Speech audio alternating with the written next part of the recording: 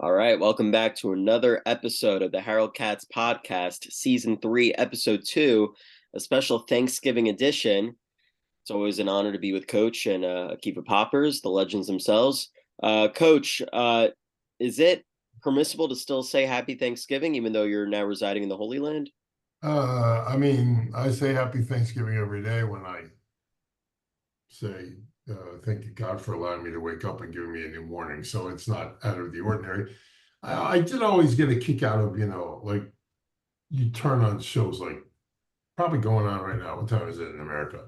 10:15. Yeah, So like they're probably, here's what we're making for dinner and here's the courses and all, and I always got a kick out of that. Like, yeah, my wife does that every Friday. Like what our families do that every weekend. Like this is not like a 4-course meal for Thanksgiving. Wow, what are you doing? Well, I don't know. It sounds like Shabbos lunch to me. You know what I mean? So like it's I always got a kick out of that. The you have a dining table just for 2 meals a year.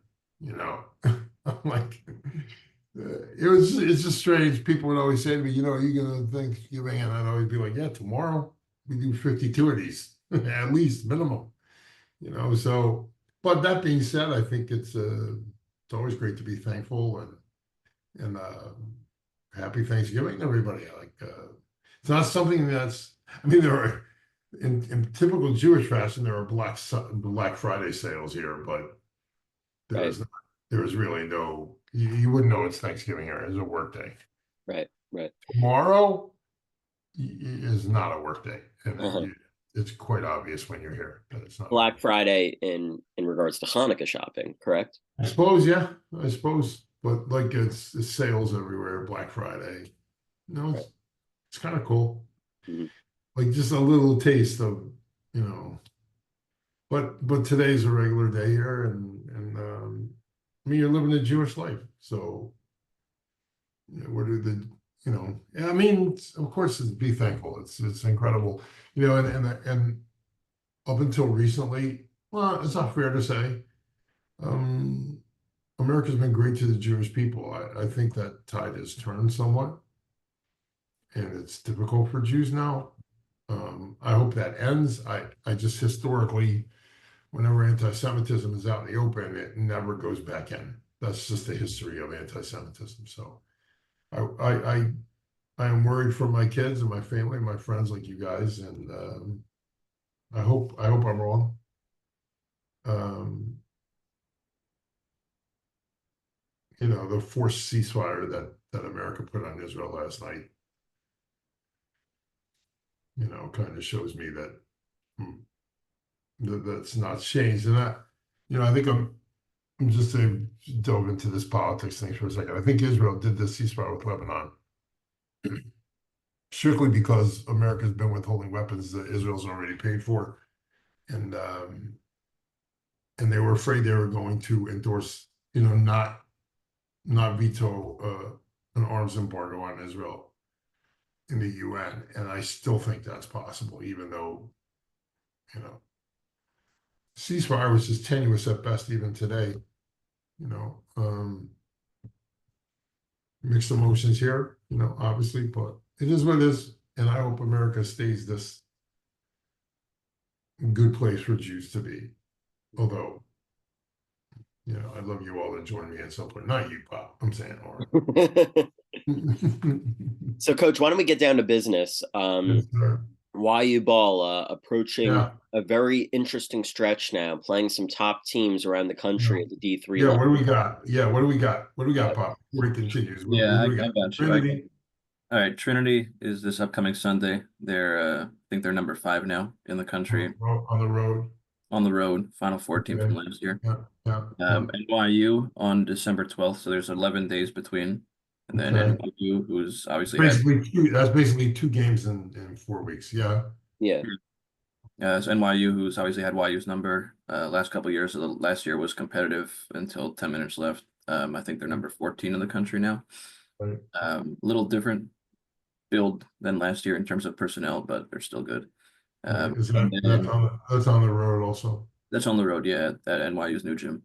And then conference game against Purchase, and then St. Joseph, Connecticut, who is, I think they're still receiving votes. They're definitely not ranked, but they're good again. They're coached by a good basketball coach, so it doesn't Yeah. matter.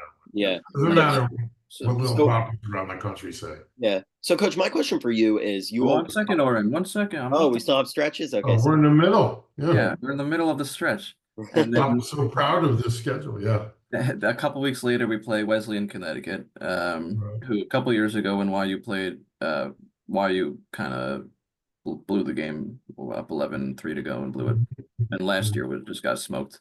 And they're undefeated. They got to be receiving votes. I don't think they're ranked, but they got to be receiving votes. And then a couple days after that is Tufts, who I don't know if they're top 10 now, or I think they just got into the top 10, or if they're not, they're right outside of it. And they were Sweet 16 from last year. So that's it's an 5 really good teams. Yeah. 5 really good teams. Yes, go ahead. Go ahead, Laura. Coach, you always talk about how wait till March. That's when the magic happens. But in order to have success in March, these are the types of teams that you have to beat that you're playing now in December. So how do you approach this critical? Well, these are the type of teams you have to play, and these are the teams you want to beat to set yourself up for September. I'll give you an example. Like Duke just played Kansas the other night, and they got beat late or something. Right. So you play them to beat them. If you happen to lose like Duke did, now you have some kind of blackboard to learn from, film to learn from. So when you're YU going into this, look, I'll be very honest. You can't give up 85 points a game and think you're going to win in March. It's just not possible. And right now, I know Pop's going to throw some dumb statistic in because the last team scored 50 something. But the bottom line is, it's basically 80 points plus a game against really good teams. Or maybe one of them's not as good as we thought, whatever. It's still 80 plus. You're not going to win championship like that. I mean, you could may be able to win the Skyline, maybe. But if you expect to be a national contender, that ain't going to happen with 80 plus. It's just not. It's all about stops, period. Offense will take care of itself. You have to share the ball. I think we've done a half decent job of that. Everybody's got to be involved. Shot selection's got to be different now because it has not been great, and that really does go across the board with the possible exception of Doton. But this is difficult. I mean, it'll make or break your season, and the bigger problems can be the locker room because losing takes its toll. If you happen to get beat 5 in a row, the locker room's important. You got to be purchasing that stretch too. So, that's the one that's the only important one, regardless of what Pop thinks. That's the only important one is the purchase game. The rest of them are just let's get a kind of an X-ray on how we are. Are we who we think we are or think we can be? Personally, I mean, I don't know if I should say it out loud in case somebody watches this, but there are issues coming off the bench right now, and if you don't defend, the whole thing's for naught. You got to guard. And I just don't know how many guys are invested. I look, I think everybody's invested in guard. Don't get me wrong, but it's got to be your priority. Shots will come. Right now, was it 3 games in a row now? I'm not sure it's been a priority. Stops. Two teams, we were just able to score. Got to get stops. It's like every team in America can score, some much better than others, but not every team can get stops. And in order for us to play in March, you have to get stops. And that's why you play teams like this. We knew right away when we played NYU a year ago that we didn't have enough in there to get stops. Because there was a team before that too. Who was that, Pop? Nichols. Yeah, and we had a chance to get stops and win, and we did. Yeah, You I don't remember if Nichols was first or second, but either way, both those games were like 97 points. that we gave up. You Yeah. got to get stops. There's nothing else to talk about. On the offensive end, you have issues, but there's a lot of talent on that end. It's got to be all in on the defensive end. So, regardless of what the great play-by-play color guys at the Max Live believe, if you don't get stops, you're not going to win. That's just a life lesson that I think everybody who's coaching well, everybody who understands coaching and basketball understands that point. Mm-hmm. You could be Grinnell and go 150 points a game and still get beat because the defense not. I'm just going to outscore you. Okay, well, how's that work for those guys? I mean, you win, you set records, you finish in the top 5 in this stat and that stat, and you never compete for a national championship. So why are you coaching? Me, it's always I want to win. I want to build programs that win. And we know how to do that at YU. And now we just have to have guys who are 100% in. I think we do, but we're about to find out. I kind of like that. That's what the next month is going to teach us. Yeah, I kind of like that analogy you made earlier about how like they're kind of going into the doctor's office right now for a checkup, with these teams that they're playing. Yeah, and let's find out. Do we have what it takes to compete at that level? I know we did a few years ago, but ever since, I wonder if we do. So like that. I mean, just look, based on what we put on the floor, do you guys think we have enough stops in us right now? I don't know. It's a concern to me. Like, it's always concerning if you don't have stops. Right. It just does not seem like you can turn on your offense. You cannot turn on your defense. You have to deliver it every single day. The one thing that can't take a vacation is your defense. Sometimes your shot won't fall. You'll be a little late on your passes, especially if you have these long stretches where you don't play. But you don't have a chance to take vacation on a defensive end. And sometimes we have guys who do that, and that's a recipe for legit disaster if you have championship aspirations. So to me, that's priority 1, 2, and 3 is stops. That was also the case though last year too, right? Didn't we also? Well, how'd we do? Right. We didn't get stops and we didn't win the league. Right. But I guess the main difference would be is that last year we still had the brand of that young team. Oh yeah, but now it's time to get a little hair, get a couple of hairs down there. Now it's time to grow up. Right. Do you shave now? Are you shaving? It's one thing when you're a little boy. It's another thing when you're an adult. You're an adult now. These guys have started to shave, so they need to strap up. And I'm telling you, if you don't rebound, have we been not rebounding in the first half of every game? Huh? I'm not sure about the Mount Union game. But basically every other game we've been out rebounding in the first half. I'm sure. And I think we've been out rebounding in every game. I may be wrong about that, but it's close. It's very possible. The Mount Union game. I didn't think we were bad on the boards at all in the Mount Union game. They're just really good. Yeah. Well, but if rebounding is the end of your possession. It's not, defense, offense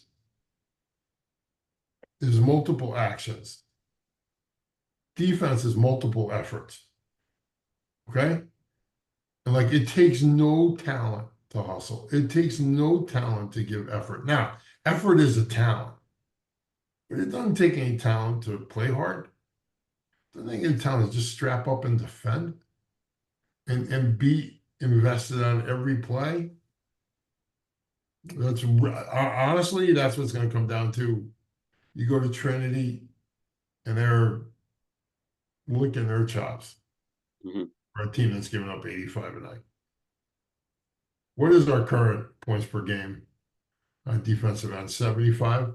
Probably something like 75, just off the top of my head. Because the two games in Ohio were low 80s, and then the two games at home were like 70. Right. Well, I mean, what does that tell you? You can't give up 81 a game and win. I'm sorry. Maybe you're a playoff team, but if it's every night you're giving up 80, I just don't know. Because you know why? Because the good teams can get stops and they're not giving you 80. They're giving you 70. And the difference between 70 and 80 in college basketball is massive. Mm-hmm. It's massive. And if you can't close that gap, it's all a dream. I mean, what's crazy is this class is so talented and has a chance to be so great. I don't know if they understand it. I don't know that if they understand that the only way to be great right now is to defend. And as Elliot has said before, at least I've heard him a couple times, the one thing about that, the 29-1 team was in the NCAA tournament, everybody got excited about the 102. But nobody paid attention to the fact that we played great defense too. That's why it was plus 30 every night. Because the difference between 70 and 80, right? It's just massive. And great teams, they're proud of their defense. So Coach, that, do yeah, you want go to ahead. also give your thoughts on those two games in Ohio? Because I know we're talking about this upcoming stretch as a barometer of where YU stands and maturity and whatnot. But I mean, those two games were also against really freaking good teams. Good competition. Right now, Worcester got ranked based on their first few weeks, and Mount Union only dropped out because they lost to Worcester and to YU. Why wouldn't they get ranked? Like they play like a ranked basketball team. They out disciplined us. Yeah. Dare I say out coached us. And obviously I'm very embedded in the coaching on this team. We just got outplayed. We got outplayed. It goes up and down. I'm sure Elliot would tell you the same thing. It goes up and down. It's a whole lineup. We just got you just can't play good teams and give up layups at the rim or wide open jump shots. You're just not going to win. I don't care who you play, but if you play a team like Worcester, they're going to kick your ass. Did we cut it under double digits at some point in the second half? Well, to start the second half, it was tied. Well, yeah, but I'm saying we were barely hanging on at that point. Yeah, it's I like think we needed a late run and a half, right? Like we just got the lead run, and it's like, how is this game even like the fact that this game is tied is absurd. right. And then by 12 minutes, what are we down? 15? Something like that. Yeah, and So that's 8 minutes of beat the crap out of you pounding. yeah. Simply because they got stops and we didn't. And their buckets were of the how are we giving that up variety. They just kill us at the rim, they kill us on the glass, they kill us in the post, they kill us on the perimeter. And I don't think they shoot the ball all that well. Mm-hmm. Very disciplined. I mean, they're good. They're very from the perimeter, but they're very disciplined. They're very intelligent. They play that way. They've always played that way, even when the new guys here coaching them. They just beat the living crap out of us. Like, here's what they showed. They showed that we had no business being on the floor with them. At least not in November. Because like when that game, it's one thing if it's 6 or 10 minutes and you just end up losing by 20. I get it. But it's another thing if it's, tied at the half and in 5 minutes you're down double digits and then in 10 minutes, you're down double digits plus, and then in 5 minutes later you're down. We couldn't even make a dent in it. Got 17 and then we hit a 3, go 14, and then they go and 1, I mean, you can't even make a dent because you can't get stops. That's really what that's about. So the first game surprised me. I thought we actually played pretty well. Not necessarily on the defensive end, but as a combination, I thought it was a really good effort. On Sunday, it was kind of, really, that's what we're doing now? That's how we're going to play? So, That's what I mean. You got to get stops against good teams. You get a team in here that's 0-6 and you get stops, big deal. You you can beat the 0-6 because you could just out talent them. But you get Worcester and you think you're going to beat them without defending? Nah. Without sharing the ball? Taking bad shots? Nah, no way. That's not going to happen. So, that's I don't think there's anything else on that like that. Just we didn't get stops, Warren. That's really the truth. You don't get stops, you can't win. I mean, I think TABC learned that in Memphis. You don't get stops, you can't win. Right. It's all about stops. Coaches don't tell their players enough to, and like in your league particular, people just play zone. Like it's not even a thing. Like we're just gonna play 2-3 and hopefully you miss shots. You know what I mean? Like that's really how that's been the history of that league. We're just gonna play some passive zone defense and just gonna outscore you or whatever, however that, whatever it is, 32-31 or whatever, But like on the highest level, you better get stops. So you're singling in on the defensive effort and how it needs to get better, which I think is very justified.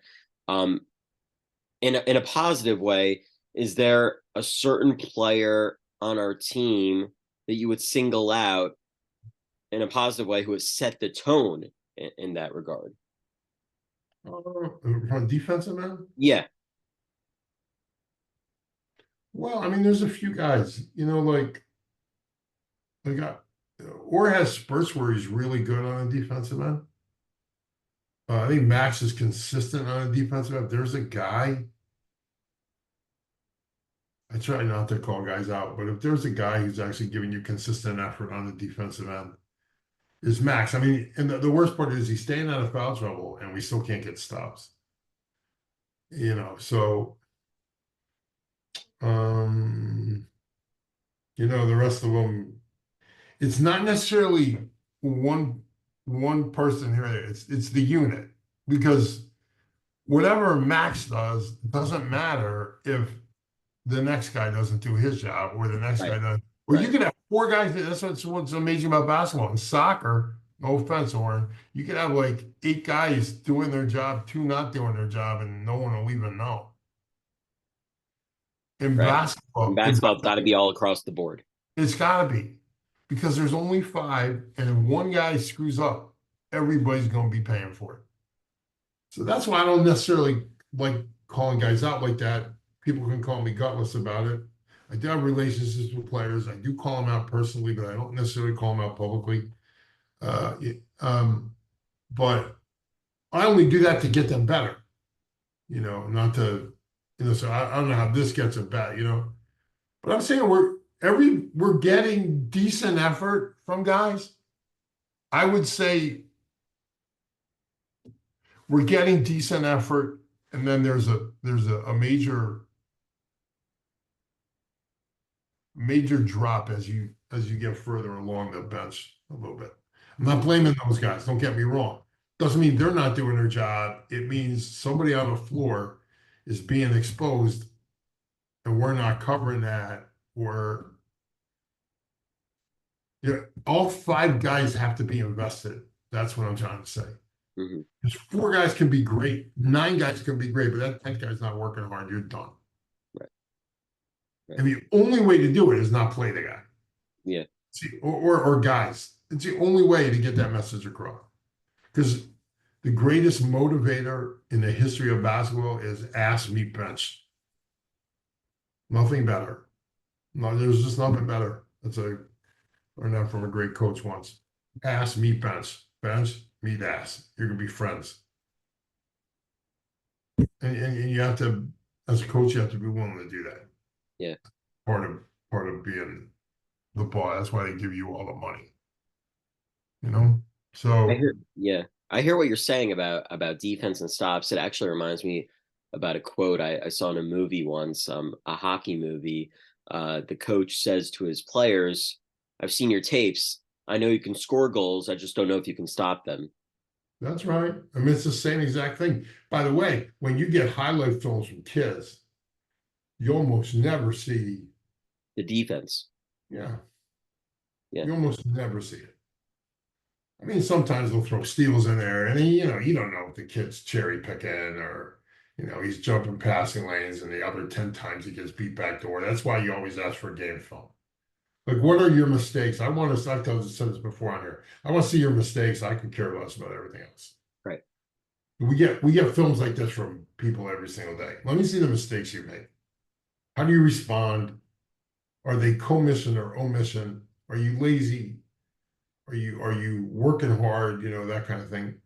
So give me your game film. Give me 3 game films. If you can find 3 game films where you're busting ass and you're getting stops, or you're working hard after you don't get a stop to get a stop, okay, that's the kind of player you want. That's a winning player. So if you can get 3 game films and sit through them, and you end up with that 3rd film and just go like, how do we not recruit this guy? Like, okay, does he do things better than the guys we currently have? And if the answer is yes, when you get to stretch it the next day in practice, you let that guy know. Every guy. But like, when I was a Goucher, we always used to do that. Like, we'd be stretching, we used to stretch on lines and stuff. So it was a great time to talk to guys and really build relationships. But just walk up to a guy and go, yo, saw this kid yesterday at McDonald's. He wants to come here. You might want to think about transferring because he's taking your job. Oh, come on, coach. Why do you say that? Well, because you gave him 4 offensive rebounds, the impact of, like, we're recruiting straight over you. Like, we're not even thinking about you for next year because we think you're going to go to blank college, in blank, Pennsylvania. We're recruiting over you because of your effort and because of the way you're playing right now. Kid does not want to hear that. And that day in practice, you get the best version of that guy. And then you kind of go, yeah, that's why we recruited him. So I mean, I think that's one. I mean, a lot of coaches won't do that nowadays because they're afraid, kids are going to transfer, I'll be like, dude, you don't want to be here, get out. We'll get somebody to play here. How many kids do you think would rather take your job? Now, will we lose? We might, but at least we'll have kids who are going to work hard, So that's why the whole transfer portal thing, which I think is a nightmare for the NCAA. College athletics is teetering on extinction. Right. The only real student athlete thing going on right now is in Division III. Right. They're all Right. transfer. It's becoming very toxic at the D1 level these days. What's that? It's becoming very toxic at the D1 level these days. I mean, do you even know who plays for your favorite college? Like, and how much money is he getting paid? He's getting paid more than the coach? Like that. It's the dumbest thing the NCAA could do. The dumbest thing. NIL is just stupid. And that's why I think Tony left, because Tony over in Virginia. That's why he left. He's like, I think he said that it's toxic. Right. It's not the kind of environment you want to be on. It's still the president is still it's Charlie Baker, the former governor of Massachusetts. I can't tell you, but you mean of the NCAA, you mean? Yeah. Well, former governor of Massachusetts would be appropriate for a dumpster fire, yeah.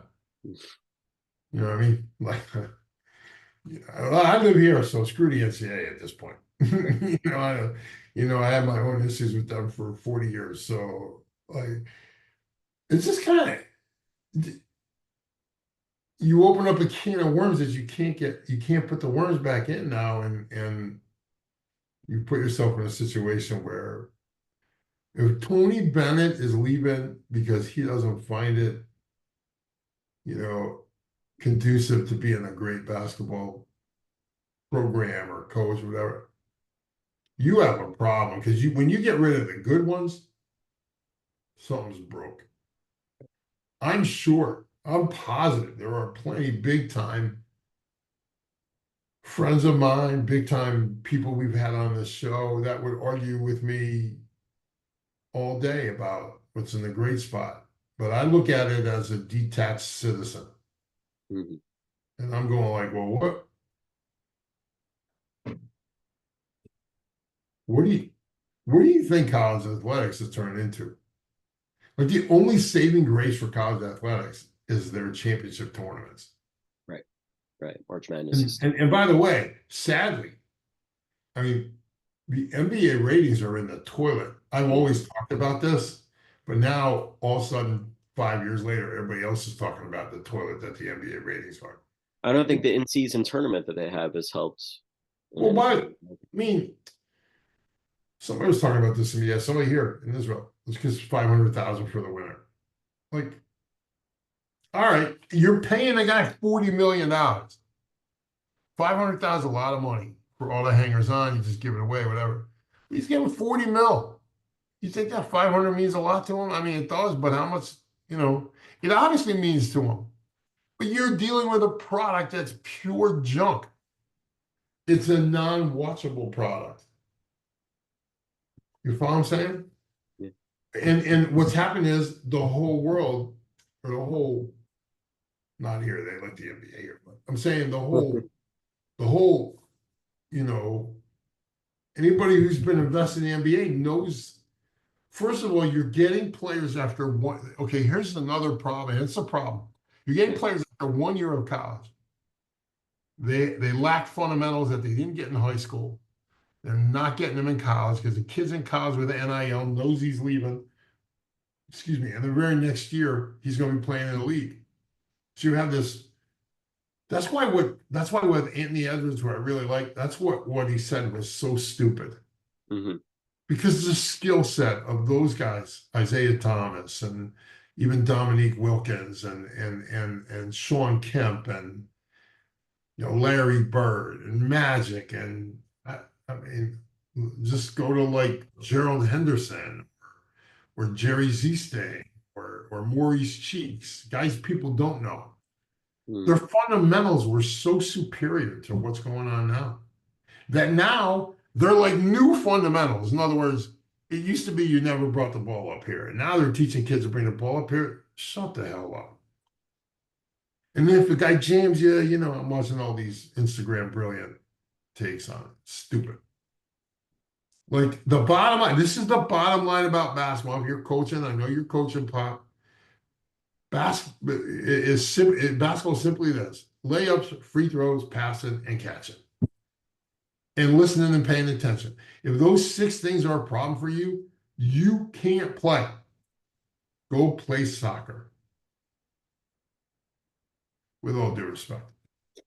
But I'm saying, like, it's passing, catching, layups, free throw. Everybody goes in and just shoots the 3. I just heard a story today about Larry Bird won an All-Star game by hitting a 3. It was like the first 3 in an All-Star game. It was like the end of the game or something. You just didn't do it. It wasn't a great shot. And it's still not a great shot, to be honest.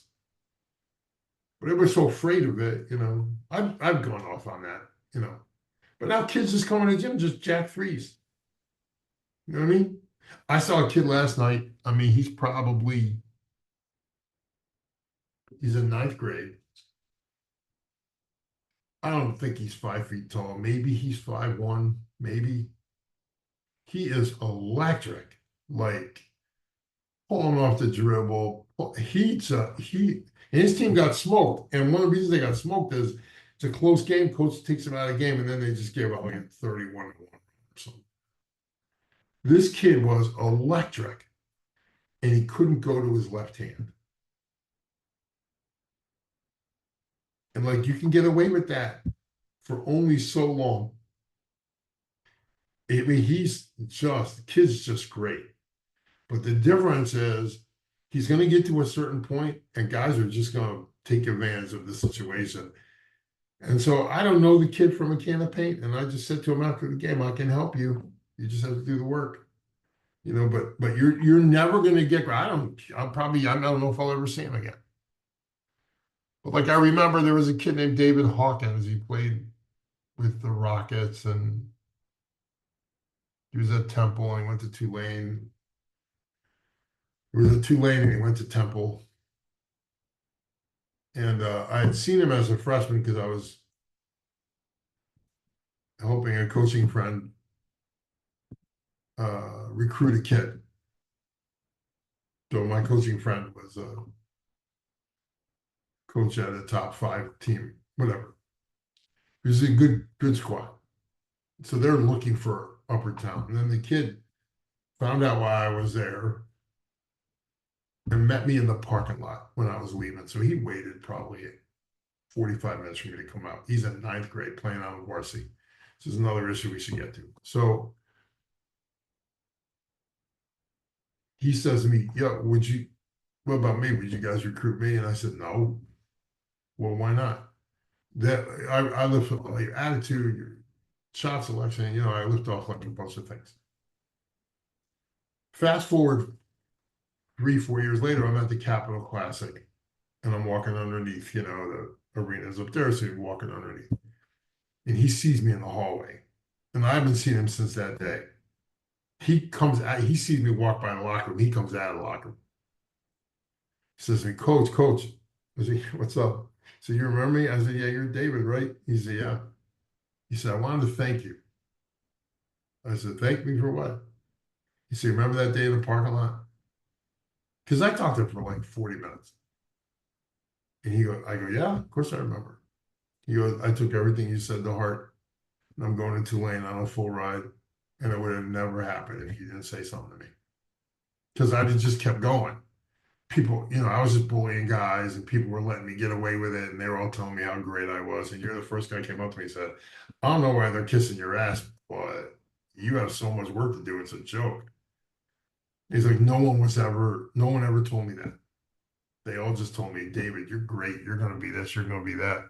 He goes, "I know I wouldn't if I didn't get in the classroom, like you said, if I didn't do that." And I'm not trying to toot my own horn, but too many coaches or hangers on just kiss people's ass. And I don't have interest in doing that.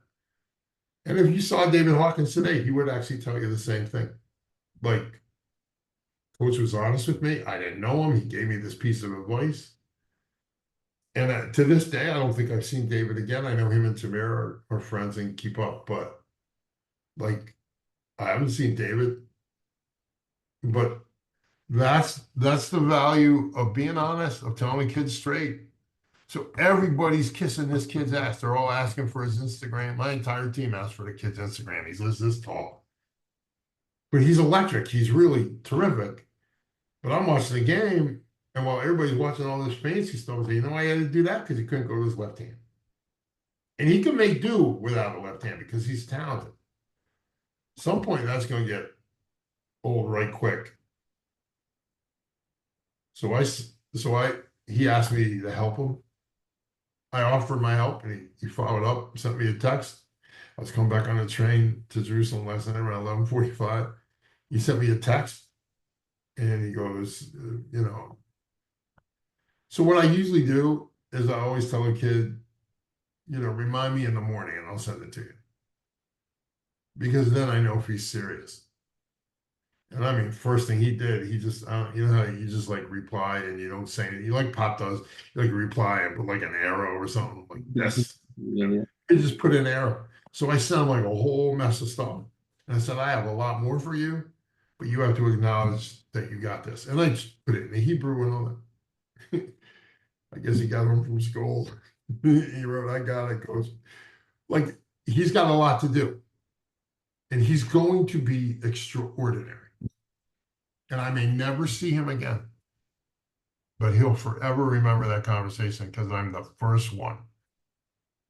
And the kid told me that himself. I said, "Everybody tells you how great you are, right?" He said, "Yeah." I said, "Anybody ever tell you what I'm telling you right now?" He said, "No." So I don't care.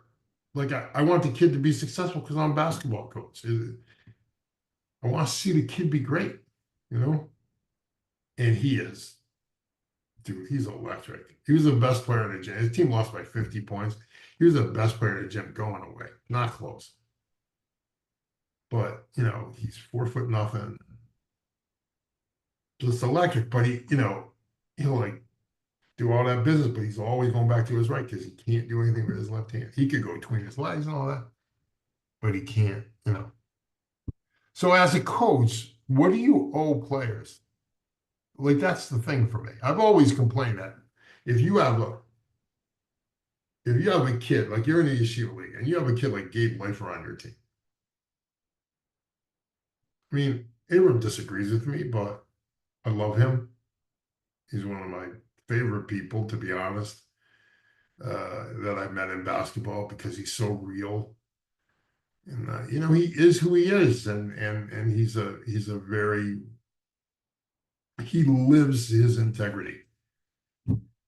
And I thought he owed him, if he knew the coach in the college at YU's playing man to man, and that kid's gonna go, he owed him that.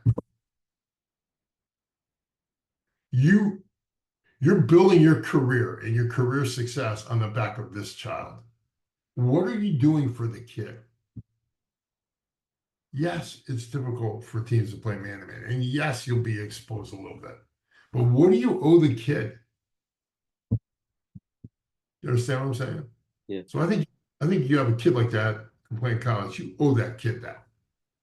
To find out what the college he likes and is recruiting him, find out what they do, and whether you're teaching them in private or whatever, you owe the kid. I've always believed that, and I still do, and everybody argues with me, especially those two knuckleheads in Brooklyn. They know who they are. Well, you gotta win. You gotta win. It's about winning. Well, it's about more than winning, as what I showed you, that personal note I showed you today. Mm-hmm. It's got to be about more than winning in high school. College, you get fired for losing. Pros, you get fired for losing. High school, they'll keep a loser on for 25 years. So that, I don't even know what the original question was, but that just spun off into someplace.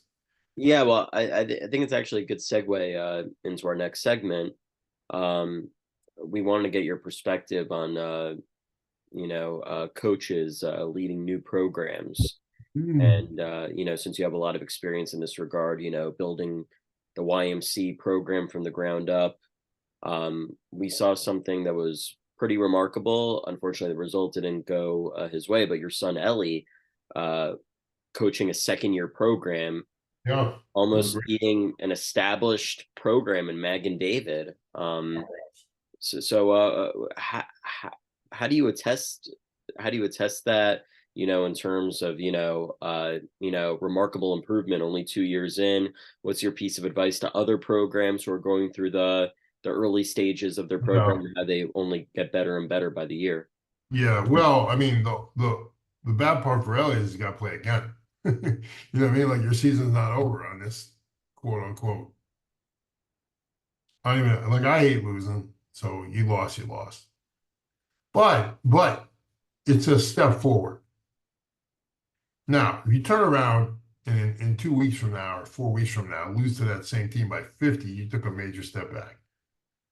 But if you've gone from losing by 30 to losing by 15 to losing by 4 or whatever it is, like, Pop, you can, I don't have it with me, so if you want to call it up, I don't know if you're going to have access to it.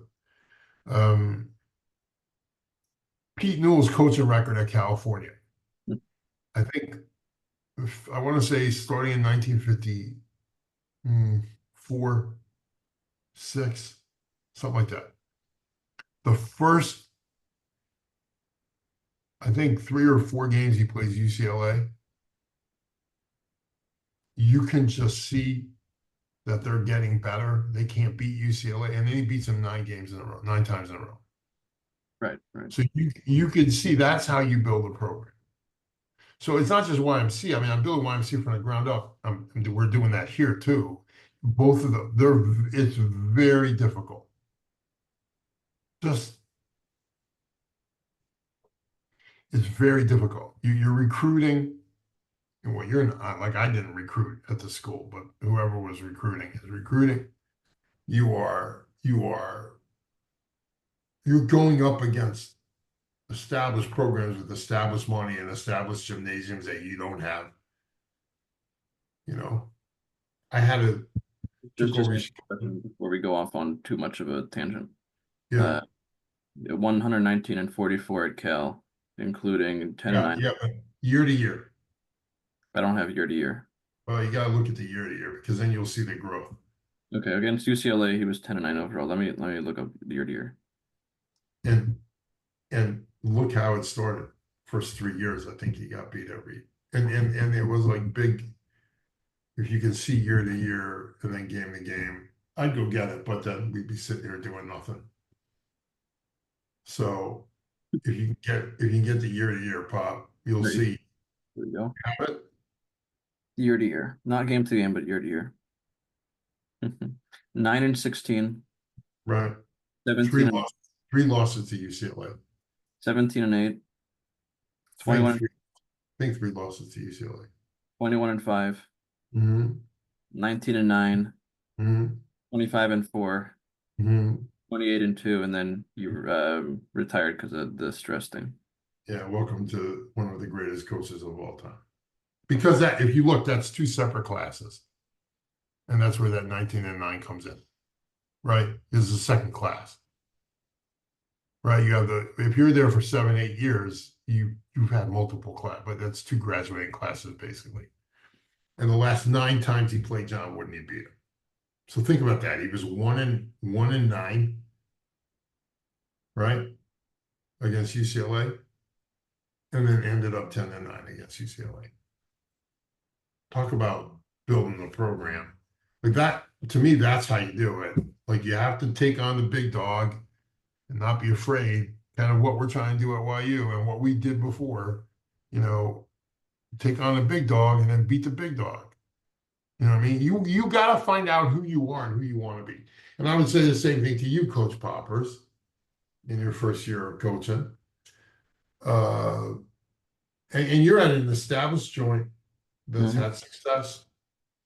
And the real thing that's being built from the ground up is you and Ari's coaching career. Because the school itself is established, whatever they've gone through and the different coaches. And I'm not into what goes on in that league. Like, I think if you have a JV, you have to run what your varsity runs. I just, that's what I would do. I wouldn't even hire a coach. I wouldn't even see. Like if you're out of town, say you're at Bethel, because I know Ari does this. The varsity runs this. JV's going to run this. 8th grade's going to run this. 7th grade's going to run this. The 6th grade's going to run this. All at different levels. Yeshiva League's like, no, we get the 8th grade championship. Right? Like we got to hold a band. Scott has one rule, which is you got to play man-to-man. That's his one rule. But we were going to play man-to-man anyways, so. I know. Well, Scott's right. Your man-to-man is different than Scott's, but a little different, yeah. And we spoke. What we're doing, most of the things that we're doing are pretty similar. Right. So Scott's right about that, but I think Scott should be. And I really like Scott. I consider him a good friend, and maybe Scott doesn't say run this offensive because he's running different stuff all the time. But that Scott's got control of his JV program, right? Like there are plenty places that don't.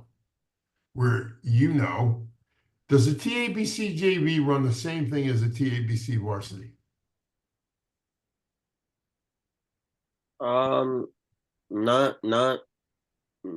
Not tick for tack, Does the Hillel JV run the same thing as the Hillel varsity? I would say the same thing, not tick for tack. You're playing for me. If you want to play for me next year and don't want to sit on the bench, learn what we do. And the best way to learn what we do is the JV guy does it. JV in every single league, for the most part, besides the Yeshiva League in New York, JV is a breeding ground for your varsity.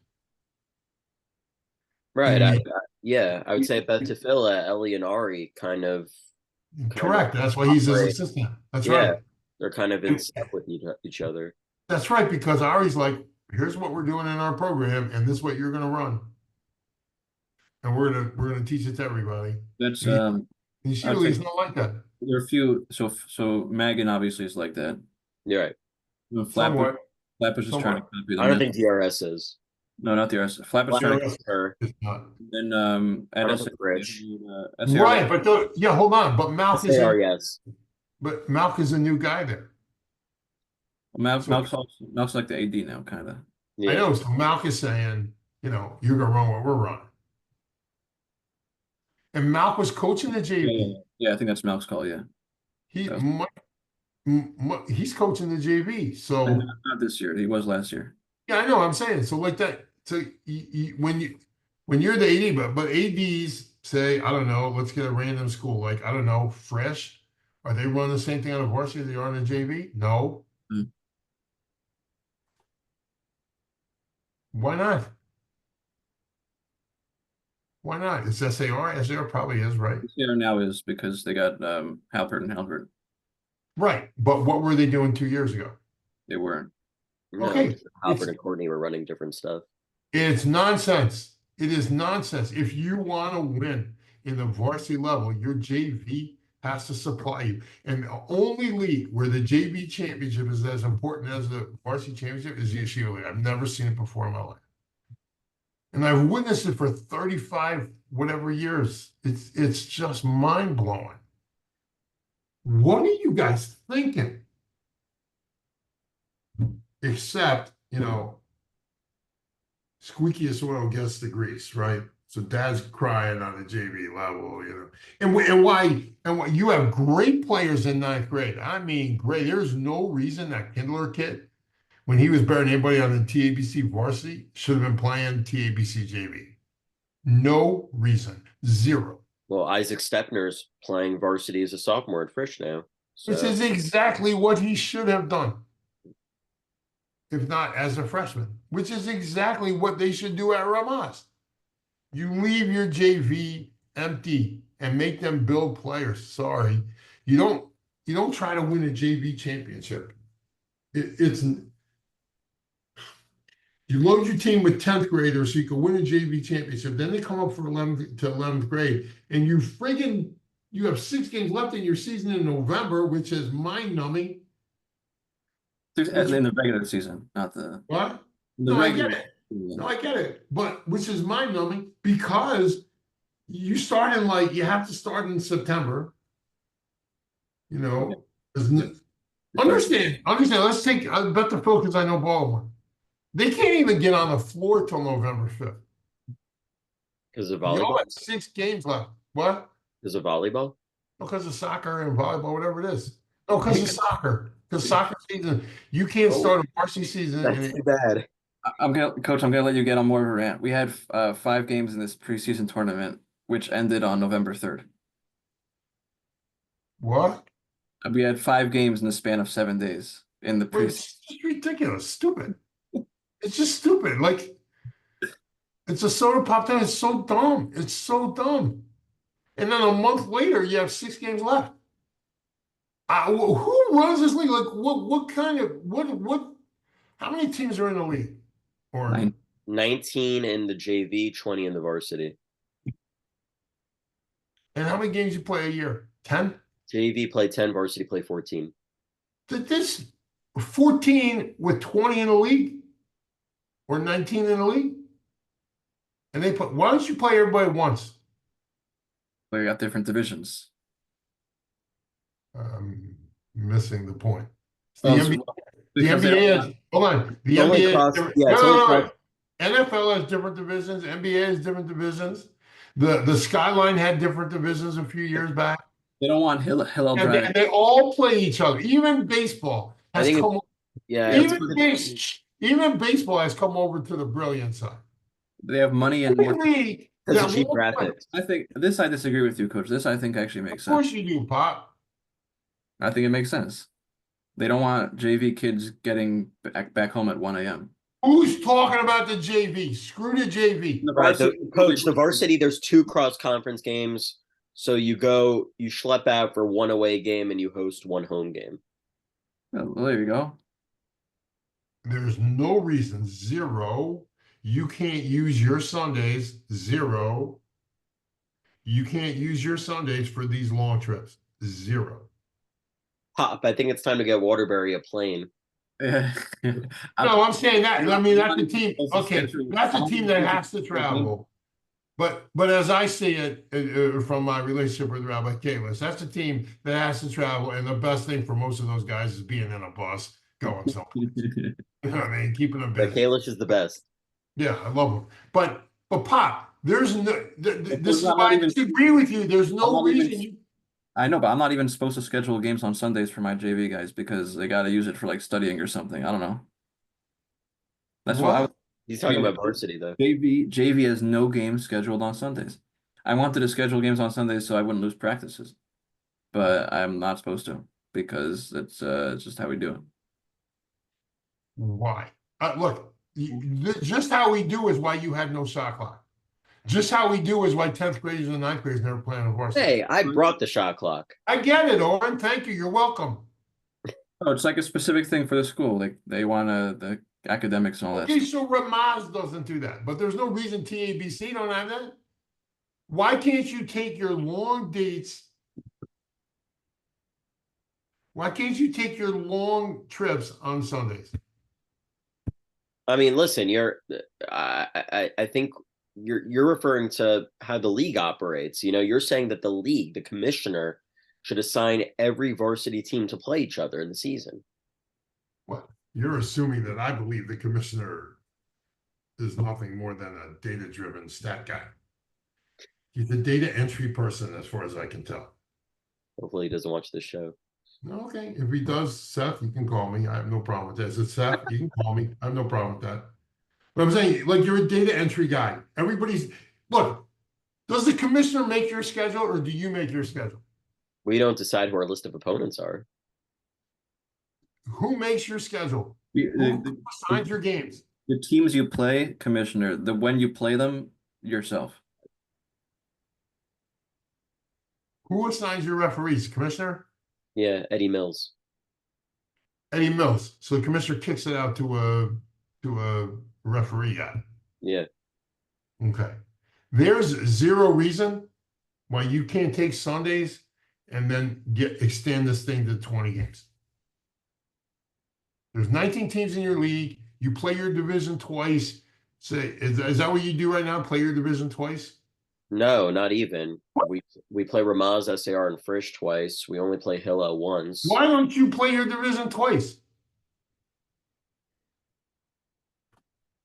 Why have divisions if you don't also no? Why have divisions? What's the point? It's strictly luck of the draw. He would also rebut that the in-season tournaments get in the way. Memphis, LA, Satrin, Sam Guinness.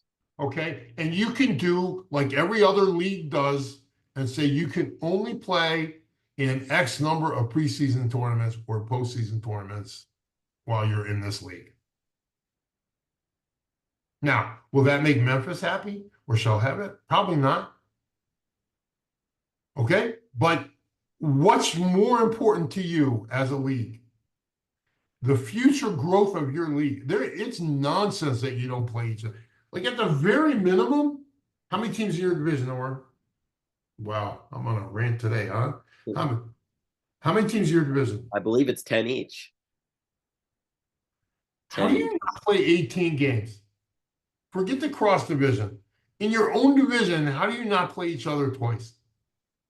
Right, we play JC once, we play Kushner once, we play Hillel. How? Meanwhile, some schmuck gets to play Kushner twice? Yeah. They make the schedule coach to based on how good or bad you are. Yeah. If you're a bad program, they'll give you Kushner twice. Oh, no. It's if you're bad the previous year. Right. They're trying to help teams get into the If playoffs. God forbid, well, they won the JV championship, so they're going to be pretty good. And then those JV kids suck because the guy running the varsity thing is running something totally different than the JV guy who won the championship won. Then the varsity gets their ass kicked by Kushner and goes, well, Kushner. Pop, I'm having fun here. Are you? You know what I mean? Like, it's just nonsense. You can talk Yeshiva It's League just stuff. nonsense. It's just nonsense. And how do you not play your league twice? I've never been, listen, I've had teams in my league. I've had 20 plus teams, 10 plus teams in our division in college, had it in high school. How do you not play them twice? How do you not give the team a chance to play them again? Every trip that's long, play on Sundays. What are you doing Sunday? Well, the trip's long. Well, guess what? Bring your school books with you on your school bus on your trip. Study in the car. This is when coach is in a good mood, guys. Yeah. I can't even get over it. So basically, you're a data entry guy. You just enter scores, or do you have to do that? No, we do. So you don't do. What do you do? Sorry, Seth, but what do you do?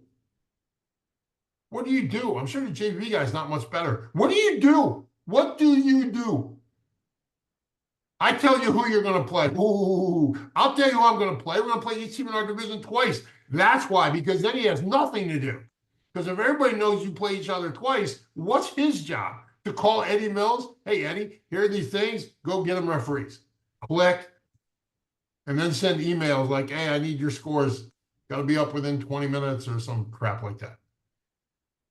What the hell? And that's why your league has just put in a shot clock while the entire country is basically shot clock ahead of you. Sorry, I don't get it. It doesn't make any sense. And you're cheating your kids.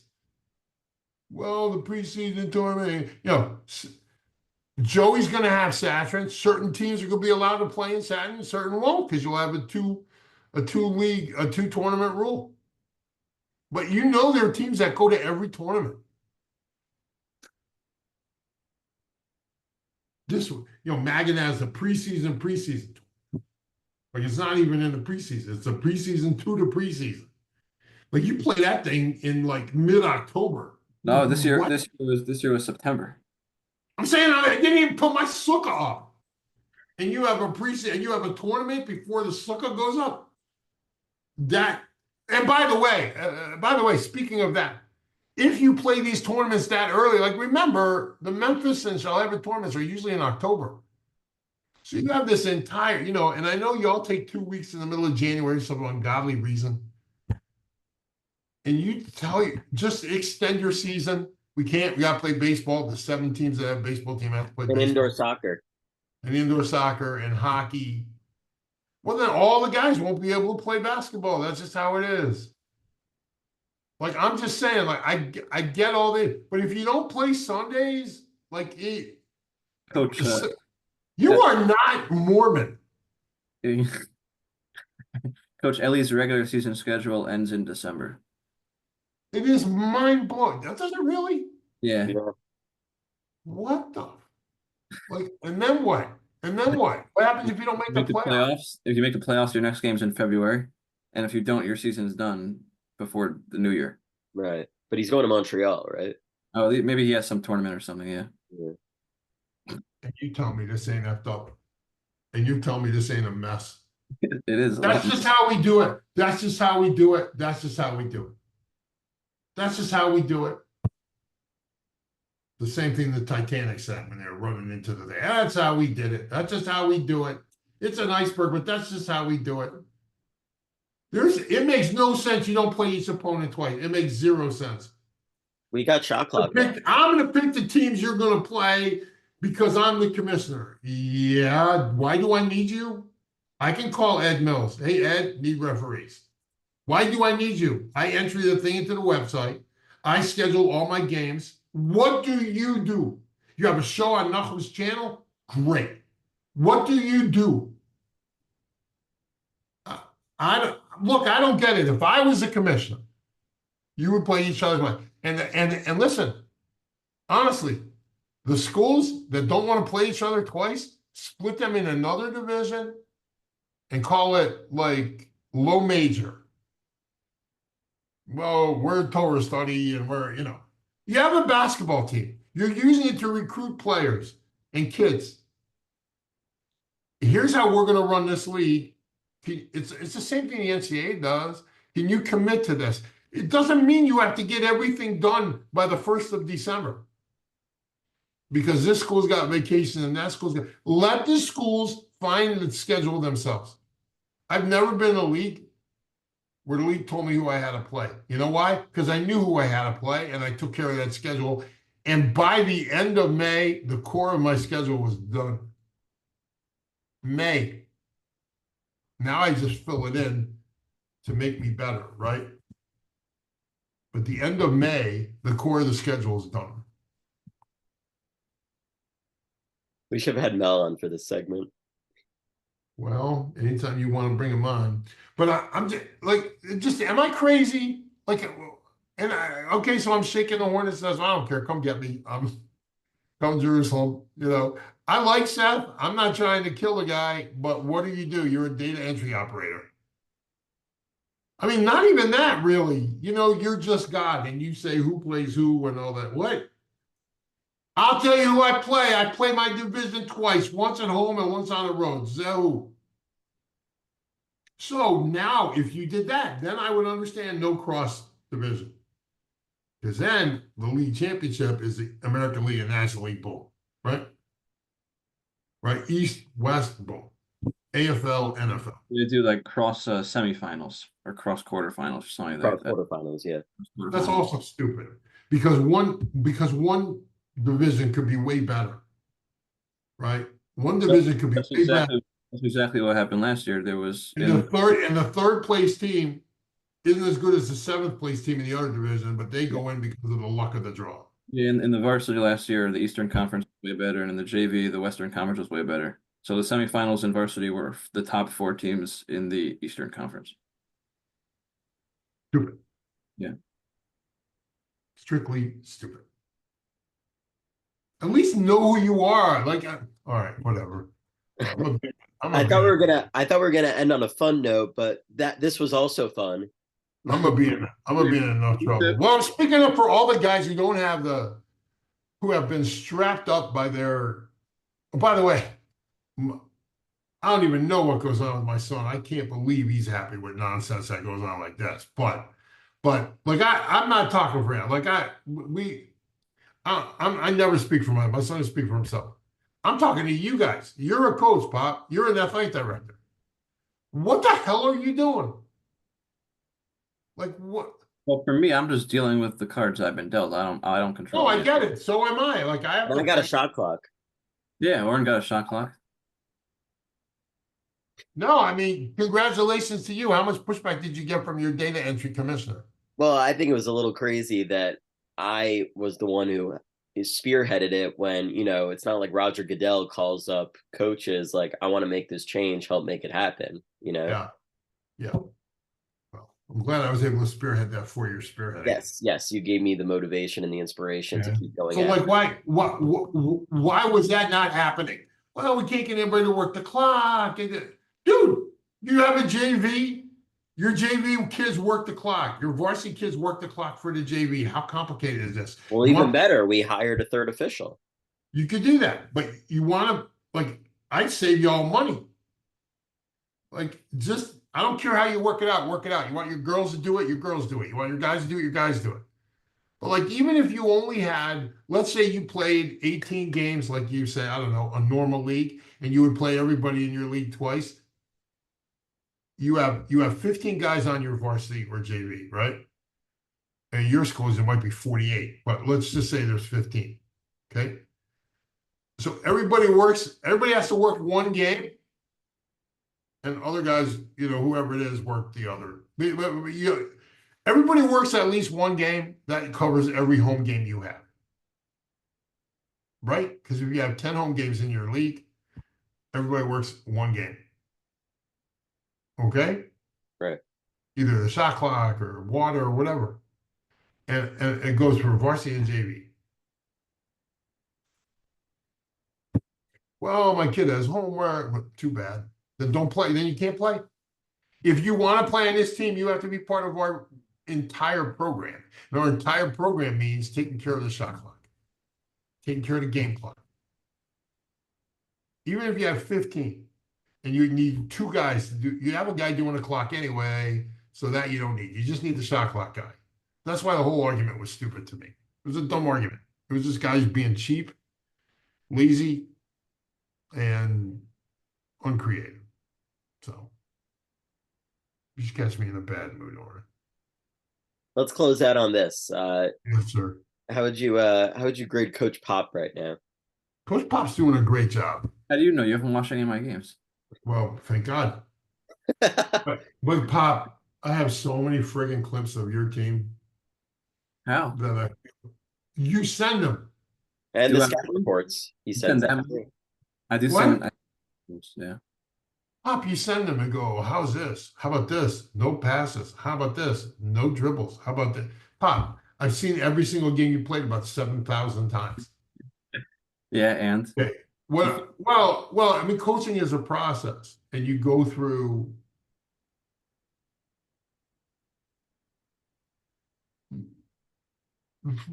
Here, let me just make it. Basketball is a relationship business, like any other sport. But basketball, because there's X number. You know, soccer gonna have 30 kids. Basketball gonna have 12, 15, or in Yeshiva League, 108. But like you're only gonna have, and so it's a relationship business. It's all about relationships. The X and O's will come. X and O's are they used to say Jimmy's and Joe's are as important as X's and O's. So you got to get kids on your team who can play. That being said, it's all about relationships, Pop. And you know, everybody's got their own agenda and everybody's got their own, you know, parents are involved and all that. You just have to know how to navigate that and not be, you know, I guess I could be a jerk because I'm doing this for 40 years. You're like doing this for 4 months.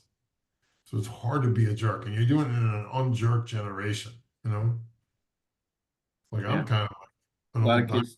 A lot of kids. I'm dinosaur. They just look at me and just go, okay, that guy's from like the 70s. Yeah. You know what I mean?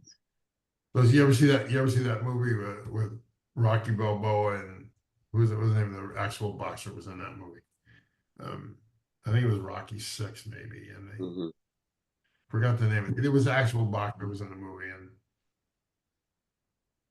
there was like some music or something, or Rocky said something, and he goes, "What is that from the 80s?" And Rocky goes, "I think it's the 70s actually." So I'm from the 80s. So we actually used to try to raise men back then instead of like Tim Walls.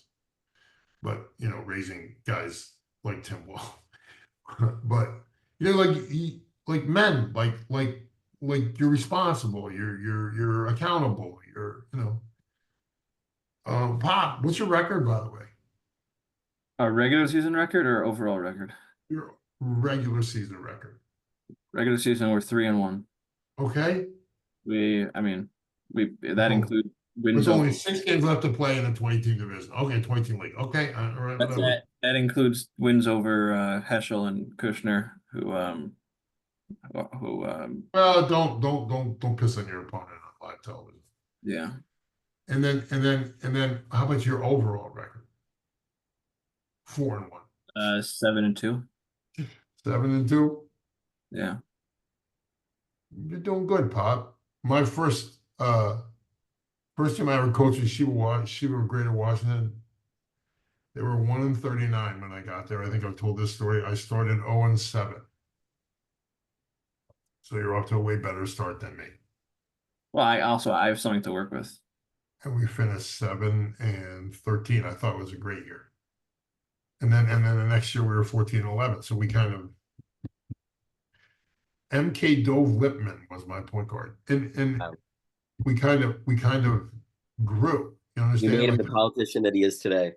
Something like that. And so we kind of grew. You understand? Like I knew It's the same thing going on here. We're starting something new during a war, and we're playing against men, grown men, soldiers. People who are 10 years older than us, and old man game to me is the dangerous game and the most dangerous player to play against because he's smart and what he lacks in quickness and physicality. No, not physicality. What he lacks in quickness and maybe athleticism at this point in his life, he more than makes up for with physicality and intelligence and experience. I hate old man game. That's why Tim Duncan was still great. Because his entire game, his whole 20-year career was an old man. Larry Bird had old man game. They're saying Dominique Wilkins once said, "Great athletes will give you oohs and ahs, but good athletes will give you oohs and ahs, but great basketball players will kick your ass every night." And that's really it. So, Pop, keep doing what you're doing. Don't listen to the noise. So, Coach, here's my perspective. So I'm not coming into a situation, let's say, where you started, where like you have nothing to work with and you're trying to build it up from the ground. I'm coming into a situation where I have a very strong 10th grade class and my kids have expectations of winning a championship. Okay, win the championship. What are you crying about? Well, I'm not crying about anything. I'm just saying. So, and I watch the losses that we have, even some of the wins that we have, and I say like the way we're playing is not good enough, and we know why we're not good enough, and then it's just a question of getting the guys to understand that and either adjust how they're playing or like not play. So it just feels like a very different situation. And I think the difficult part for me is finding this balance between like I want to put best players on the floor in terms of talent, but also like what am I doing if we're telling you it works and you're not doing it? You got to build a program, and the way you build a program is through discipline. End of discussion. This is how we're going to do it. When you coach your team, Slimy, you can do it your way. I got the job now. So whether your rich dad wants to get me fired because I have the job, that's for another day. Right now, if you want to play, we're going to have to do this my way. Because that's how we're playing right now. Because they gave me the job. Your dad wanted a job, your dad should be the coach. So it's always been a simple equation to me. I'm coaching, I got the job, get me fired if you want. But we're doing this the way I think is best for our group. And some kid gonna tell you we need to do this or this or this. Dude, you don't have hair on your balls and you're gonna tell me what to do? Sit down, shut up. You know what I mean? Like, come on. You're 12 years old, dude. Take your thumb out your mouth and then we'll talk about it. Get into a movie. Learn to drive. Take a beer. Something before you can lecture me. Here's how we're going to do it. If you don't like it, our gym has 6 exits. Let any one of those hit you in the ass on your way out. Do you want to play? I do. Well, then we're going to play my way. That's just how this works. When you get the job, Slimy, we'll play your way. And I'd love to schedule twice when that happens. You know what I mean? Let me get you on your schedule twice. Well, but might not be able to control that. You might have to get an exhibition because they weren't one of the opponents you got twice on your schedule. Oh, that's also true. That's also true. Well, it is a data entry driven league. Sorry, man. Another great one with Coach. Sorry, Seth. What did you say?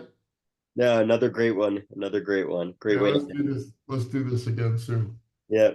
All right, that'll do it for season 3, episode 2 of the Harold Katz podcast. Thanks so much for Hey, Oren, as the sorry to interrupt, as the producer, remind us to get back into Pop's career next time.